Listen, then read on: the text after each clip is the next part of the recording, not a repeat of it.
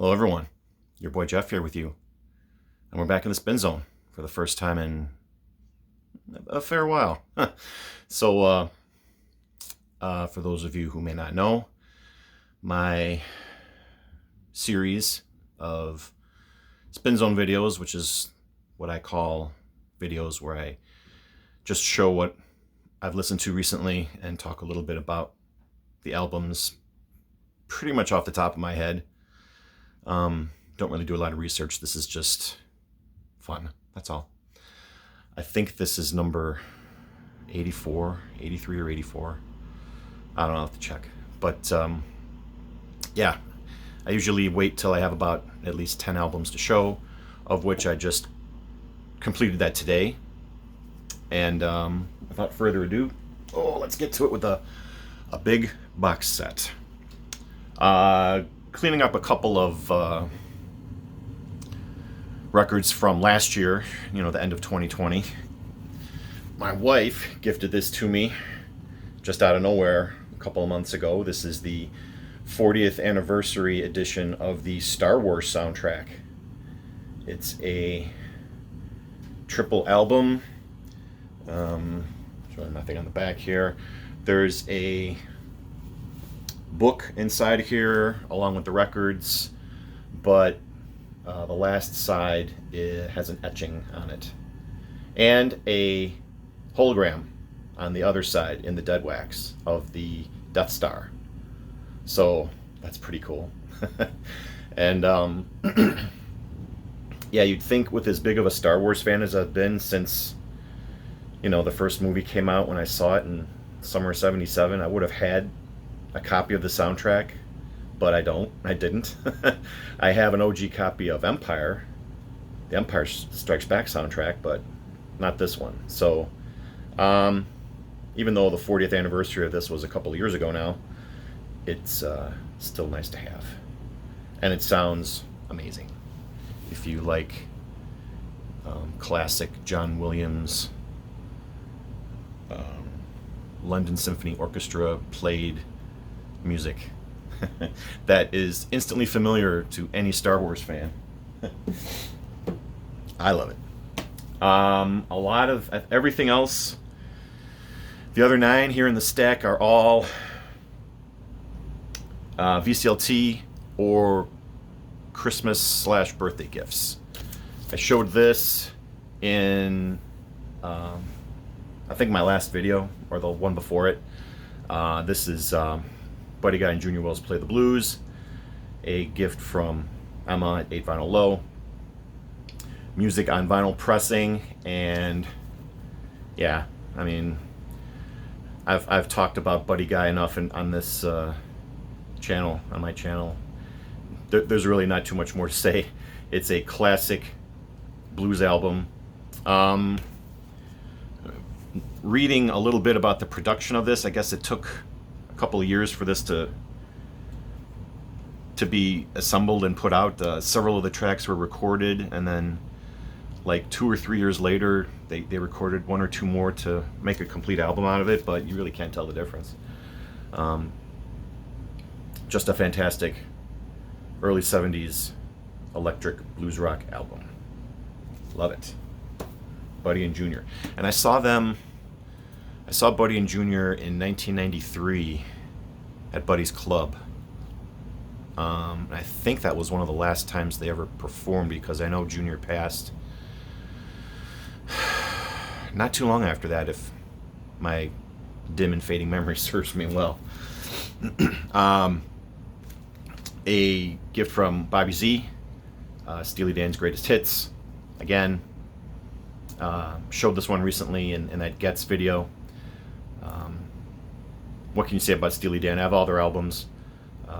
Glad to have this Greatest Hits for the one track that's not on any other Steely Dan album, called Here at the Western World.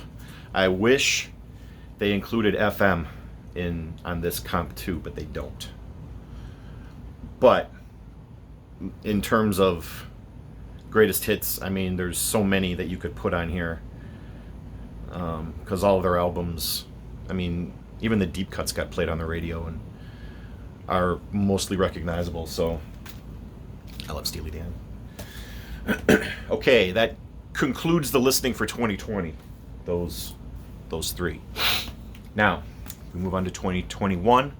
First spin of the year, Palo Alto by Thelonious Monk. Brand new release from a couple of months ago.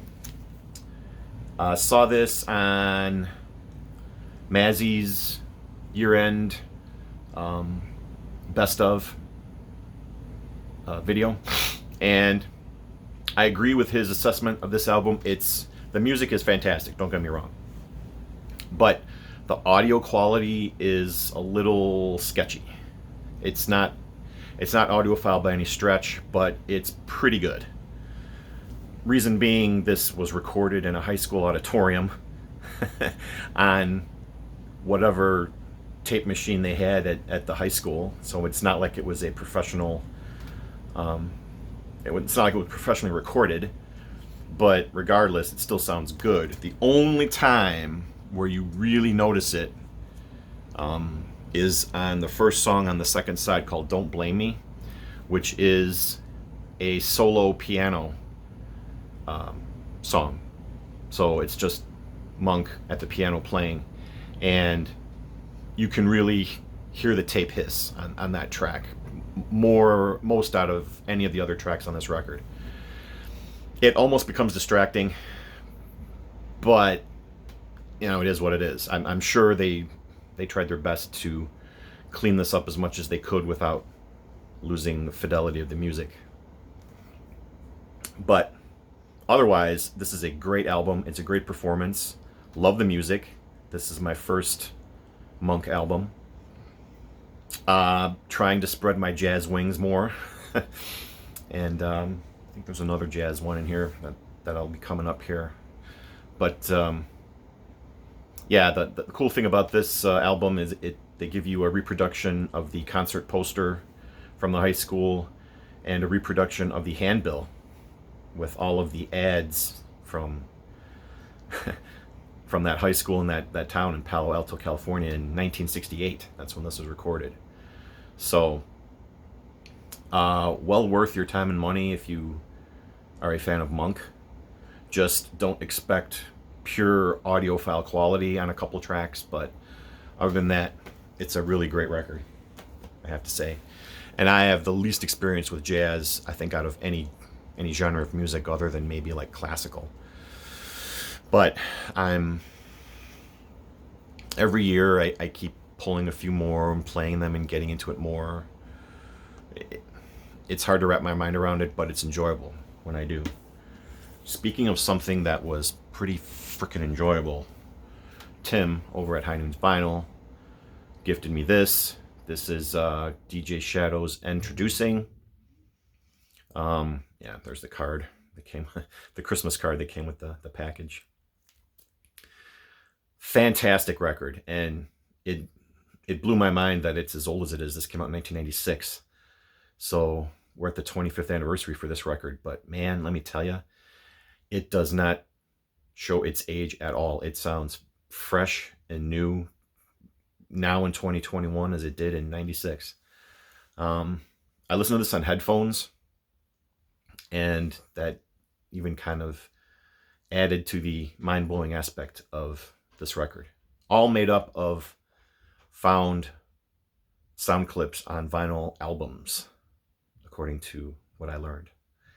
Fantastic stuff. Just fantastic stuff. They don't have the set list on the back here. But man, this is just a mind-blowing trip-hop record. I'm a fan of trip-hop. I mean, I'd heard of DJ Shadow. I've heard like one or two tracks here and there, but listening to this album front to back straight through was just a mind-blowing experience. I really can't. I kind of run out of adjectives when I try to describe it. Then, my buddy John over the Digital Gramophone is the spoon expert. As I showed this a couple of videos back, this is their album, Ga Ga Ga Ga Ga. And again, playing this made me think to myself, where have they been all my life? That this album is catchy as hell. Great melodies, great hooks, great vocals. You know, it's just, I don't know when this came out. When did this come out? Did it say 2007? Sorry, 2007. And yeah, this is a pretty fresh sounding record too. So I'll be digging a little deeper into the Spoon catalog this year. That's one of my goals. So all of their albums have just been reissued on vinyl. So that makes it pretty easy. So pretty excited to be listening to more Spoon. And this is a great starting point, at least to me, I think, to their music. So yeah, I dig Spoon. I dig it. I take it back. There's one album that was not a Christmas birthday VCLT. Bought this for myself. It's the Smashing Pumpkins live at Cabaret Metro, Chicago, 1993. Here's the back when Billy Corgan had hair. And this came out right around the time that Siamese Dream was released and broke them big and turned them into humongous stars. And I'm pretty sure that this concert performance was broadcast live on the radio, because I distinctly remember XRT playing this. Yeah, my memory, like I said, is hazy. We're going back to 93 here. It's a while back. But I'm pretty sure that this was a live radio broadcast as well, which is how they got the material to press this onto vinyl. Sound quality is, it's a little hinky. Again, I listen to this on headphones. I'm sure if I cranked it up on my speakers, it would probably sound better, because the volume will probably cover up a little bit of inconsistency in the audio quality. But other than that, it's a pretty good snapshot of the Pumpkins, circa 1993, right at that point where they were breaking big. So, and Cabaret Metro is a really small club in Chicago. I'm sure they could have played at a bigger venue, but on the other hand, it had to be an intimate, very intimate show, no doubt. I should have gone. I was going to concerts back in 93, but I'm glad to have this just as a reminder of bygone time when the Pumpkins actually got along and produced good music. So, okay, we go back to the great Bobby Z. He gifted me the Best of the Who. This is a French pressing, I believe. No, sorry, UK. No, take it back. It is French. These floppy album covers get confusing after a while, because I know UK pressings have real floppy album covers, but this is actually a French pressing. You can see the track list. I'm not sure this is necessarily... It's kind of an odd selection for a best of comp, but I mean, all the tracks on here are good. So, just as kind of a palate cleanser, I spun this, and of course, it's the Who. What can you say? I love the Who. Just about everything they do. Now, another jazz album, as I mentioned earlier, this time from my friend Bill at the Vinylverse. This is a Tone Poet version of Roots and Herbs by Art Blakey and the Jazz Messengers. I was surprised as all get out to see this. Tone Poets this is actually my second Tone Poet. Yeah, for those of you who are fans of this, or the Blue Note reissues, the Tone Poet are almost just like the Music Matters Jazz series, with a high quality package, very sturdy, thick cardboard cover, shiny finish on it, audiophile quality pressings, very thick vinyl. Sounds immaculate. And especially when you're playing acoustic jazz, you really can't afford to have a lot of noise. Sorry for all the glare. can't afford to have a lot of noise in these pressings or recordings. So this was just fantastic. And according to legend, this was actually recorded in 1961, but not released until 1970. So go figure. It's and of course the lineup here is a absolutely killer lineup for the Jazz Messengers.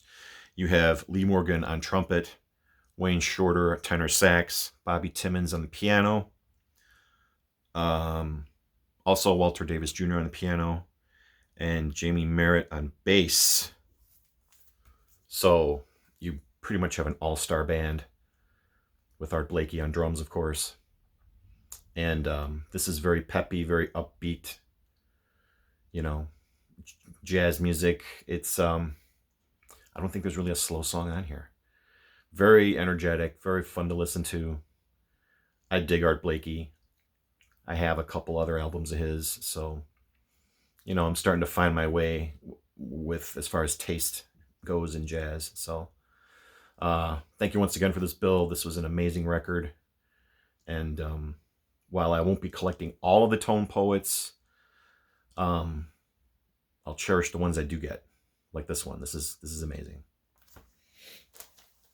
And last but not least, what I played just before I started filming was a record I got for Christmas, an early 90s power pop classic, Girlfriend by Matthew Sweet.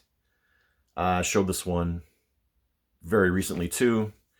Had this on CD when it was new, played the crap out of it, and I'm sure as time goes by, I'll be playing the crap out of this record too, because this is my favorite Matthew Sweet record, and it's just full of hooks, full of great guitar, full of great vocals and lyrics.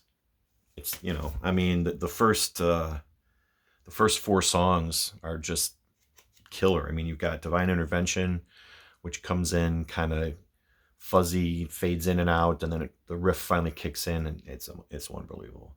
I've Been Waiting. That was a single release, I believe. Very upbeat, very peppy. Like I said, power pop. It's a lot of energy. The title track, Girlfriend, was a heavy rotation staple on the radio in the 90s, at least on XRT. Like I said, that was the station I listened to the most. And even to this day, you can probably still hear it. And Looking at the Sun, great riffs, great singing, great guitar. And the last track on side one, Evangeline, is one of my all-time favorite Matthew Sweet songs. Just love it. But yeah, this is, if we're talking 90s vinyl, 90s albums, Matthew Sweet always stands tall to me in that category. I don't think he ever really got his full due as an artist, because he's put out some pretty damn good records. I had another album of his on cassette called 100% Fun, which I think also has been released on vinyl too. I want to track that one down. But yeah, he had a string of albums in the 90s that were all full of like hooky, catchy, power pop rock songs. It's just great stuff. But for my money, this one I've played the most. It's still my favorite. Love the Tuesday Well cover. Girlfriend by Matthew Sweet. There you have it. It's closing in on 19 minutes. Not too bad. As we're progressing through the year, I'm tracking the albums that I'm playing right now. So all of the albums that I just showed for 2021, I'm writing down just on a piece of paper next to my stereo. And I'm just going to try to come up with some sort of stats at the end of the year, because it'll be interesting to see what my playing habits are. So it's just, and I may stick with it, I may not, I hope to. Just I have to get into the habit of writing it down when I put it on the turntable. But yeah, there you go. 10 records, up and down, not too bad. And thank you all for watching. And as a programming note, I know I've said it a couple times before, but I'll say it again. The 78 Cavalcade will return at some point. I have a box. Well, actually, I have 2 boxes of 78s that I really haven't gone through. Mostly jazz. I have a couple of, like, I have a Coleman Hawkins, I know. I think I have a Louis Armstrong. But I think as we roll through the winter doldrums here, I'm going to try to clean those up and play them and record them for the 78 Cavalcade. So that's still my goal. It's hard for me to do because my wife works at home, so I can't really crank the Telefunken up super loud because she's on the phone a lot. That's kind of what's been preventing me from doing it, but maybe on like the weekend when I'm off, I can record a bunch of videos in a row and put them out that way. That's my hope. It's one of my hopes for 2021. I'm not even setting it as a goal. I'm just saying I hope. All right, I'll quit babbling. Thank you all for watching. I love you all. Love reading your comments. I love reconnecting with people. I'm trying, guys. I'm trying to be more active. So we'll just keep on trying. That's all we can do. I love y'all. Peace. See you next time.